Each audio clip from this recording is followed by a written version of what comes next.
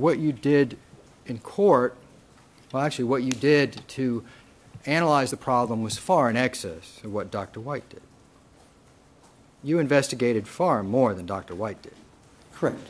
I had human data so that there was no question about the answer. And then you came into court and said, I'm disappointed in Dr. White, right? Correct. You preferred to shove it down his professional throat, is what you did. It's a tad of an argumentative question. Mr. Chernoff.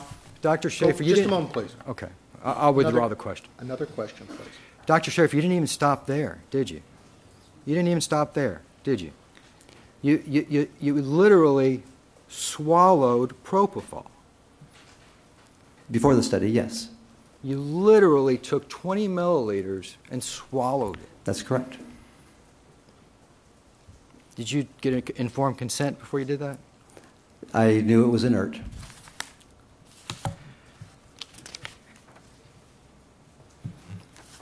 And so before you even testified, you knew that Dr. White was not going to say that Michael Jackson swallowed propofol. You knew that before you ever testified. I'll overrule the objection. It goes to the witness's state of mind and credibility. Yeah. You may answer it. I did not know what Dr. White would say, and I still don't know what Dr. White will say. Is it your testimony that you believe, based on Dr. Murray's statement, that Michael Jackson received benzodiazepines for 80 days? Is that what Dr. Murray said? Dr. Murray said he'd been using benzodiazepines for a period of time prior to this, and I'd have to review the details, which I'm happy to do for you. I believe it had been going on for at least a month, and I can easily find out by going through the drug shipment records, which I have on my laptop, if you'd like me to. Well, drug shipment doesn't mean drug usage every day. I have no medical records. I have limited access to knowing what actually happened. So since you have no medical records, you made that assumption?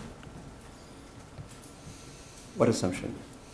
That since you have no medical records, you made the assumption that that Dr. Murray gave Michael Jackson lorazepam for 80 days? I have Dr. Murray's testimony that he's been using lorazepam and midazolam. And as we have established, without medical records, it is very difficult to know what he did. In this simulation, yes, you have the first shot occurring how many hours past midnight? First shot occurs at midnight. At midnight? Mm-hmm. Yes. Yes. 4 milligram shot at midnight. Yes. And you know from reading the statements that at midnight Michael Jackson hadn't even left rehearsal. That may well be the case. I would have to look, but that's fine if it is, because keep in mind, you have the spreadsheets too. And the goal is to show that multiple doses can be used to do this. Well, you have all the simulations. I'm just trying to put together scenarios. I have no dosing records. that would make a lot of sense if you didn't keep referring to Dr. Murray when you talked about this. What you did... That can count as testifying argumentative. Just a moment. Sustained. Ask a question, please. What you did was come up with a dose to explain the concentration, and you started the shot when Michael Jackson hadn't even left rehearsal, right? Sure, yes. The danger of a rapid infusion of a bolus is apnea, right? Yes, yes. As you rapidly infuse, we have, even with 25 milligrams, a high level. That's the blood. It's irrelevant. You have to look at the red line, which is the brain. And by the way, let's talk about the brain for a second. Sure. What was Michael Jackson's brain propofol concentration in this case?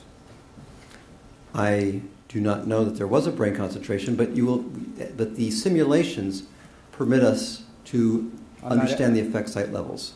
Dr. Schaefer, I'm not asking about your simulations. I'm asking, what did the coroner say was his brain propofol levels?